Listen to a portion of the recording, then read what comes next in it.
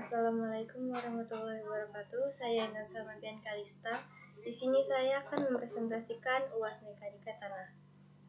Yang pertama, jelaskan alasan-alasan yang mendasari perlunya dilakukan pemadatan tanah serta hubungan antara hasil pengujian laboratorium dengan pelaksanaannya di lapangan.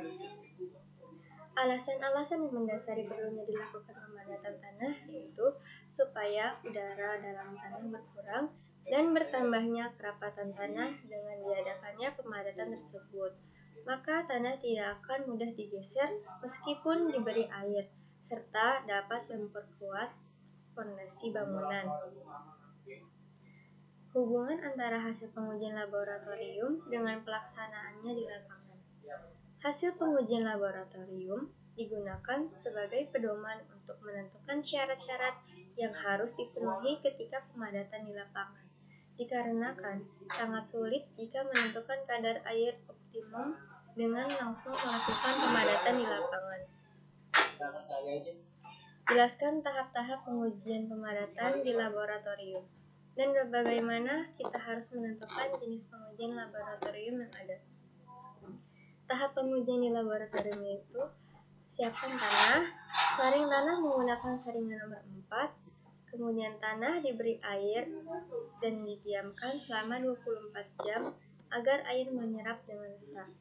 Kemudian masukkan tanah sampai 1/3 mold, kemudian tumbuk dengan hammer sebanyak 25 kali, lakukan secara 3 tahap hingga tanah memenuhi mold. Kemudian keluarkan tanah menggunakan extruder. Ambil sampel dari 3 bagian tanah tersebut, bagian atas, tengah, dan bagian bawah, dan lakukan pengujian. Pengujian di laboratorium itu ada 2, yaitu Proctor standar dan Modified Proctor. Proctor standar untuk tanah yang bersifat kohesif, termasuk ke dalam uji kepadatan ringan. Sedangkan Modified Proctor untuk semua jenis tanah yang memiliki kadar air berbeda, termasuk ke dalam uji kepadatan berat. Jelaskan pelaksanaan pemadatan di lapangan, pemilihan alat-alatnya, faktor-faktor yang mempengaruhi hasil pemadatan, serta hasil pengujian untuk pengecekan hasil pemadatan di lapangan. Pelaksanaan pemadatan di lapangan itu dengan membersihkan lahan dari pohon dan bebatuan, kemudian meratakan tanah dengan menutup lubang-lubang, serta tahap yang terakhir itu tahap pemadatan dengan menggilas tanah menggunakan alat. Pemilihan alat-alat pemadatan itu sesuai dengan kerapatan tanah yang diinginkan dan sesuai dengan jenis tanah yang akan dipadatkan. Faktor-faktor yang mempengaruhi hasil pemadatan itu ada jenis tanah, warna alat pemadatannya, kadar air tanah, tebal lapisan tanah. Hasil pengujian untuk pengecekan hasil pemadatan di lapangan itu didapatkan melalui pengujian SENCON sesuai dengan standar SNI. Nah, ini merupakan tabel berat tanah basah. Di sini ada grafik yang di bawah itu merupakan berat isi, yang X-nya itu berat isi dan Y-nya itu kadar air. Didapatkan berat isi kering maksimum sebesar 3,9566 gram per cm kubik dan kadar air optimum sebesar 10%. Dengan rumus I sama dengan 0,11 dikali 10 ditambah 3,8466, mendapatkan hasil 3,9566. Ketika menjadi kepala proyek, harus memikirkan bagaimana tanah tersebut dapat mencapai kepadatan maksimum, yaitu dengan memenuhi kebutuhan kadar air optimumnya, yaitu sebesar 10%. Suatu profil tanah terdiri dari sen setebal 4 meter, diketahui rho sama dengan 1,9 T per meter kubik, rho sama dengan 2 T per meter kubik, dan di bawahnya ada lapisan compressible silty clay dengan tebal 8 meter, rho sama dengan 1,6 T per meter kubik, rho sama dengan 1,7 T per meter kubik. Muka air tanah berada pada dasar lapisan pertama, yaitu pada 4 meter di bawah permukaan tanah. Hitung tegangan total air pori dan efektif pada titik dasar lapisan compressible silty clay dan gambarkan diagram tegangannya. Soal B, hitung tegangan total air pori dan efektif pada titik tersebut jika terjadi kapilaritas setinggi 1 meter pada sen. Dan gambarkan diagram tegangannya.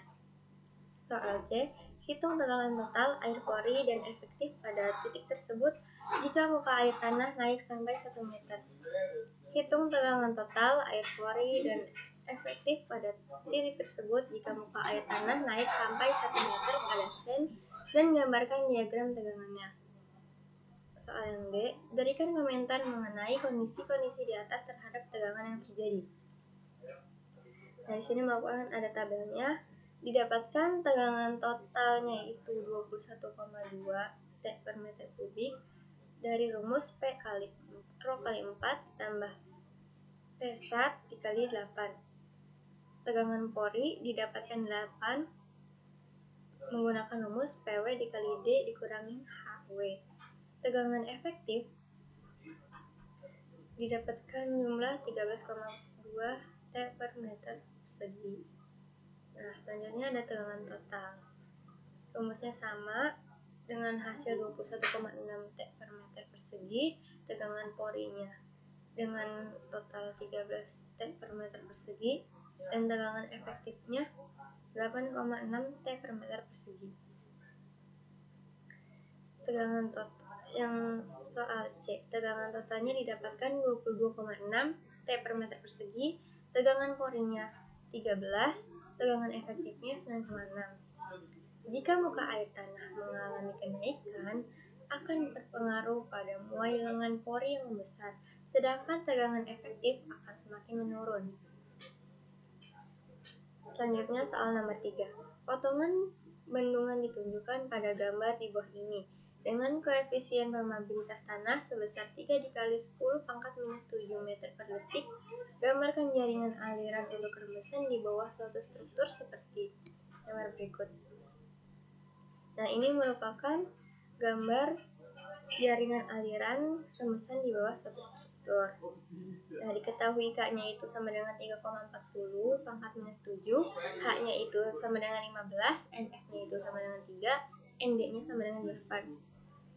Maka didapatkan rumusnya K dikali H dikali NF per ND, dan didapatkan hasil sebesar 53.223,75 liter per tahun.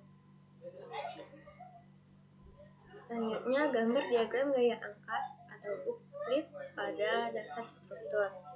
Nah, di sini ada kehilangan energi total dengan rumus H per MD sama dengan 15 per 8.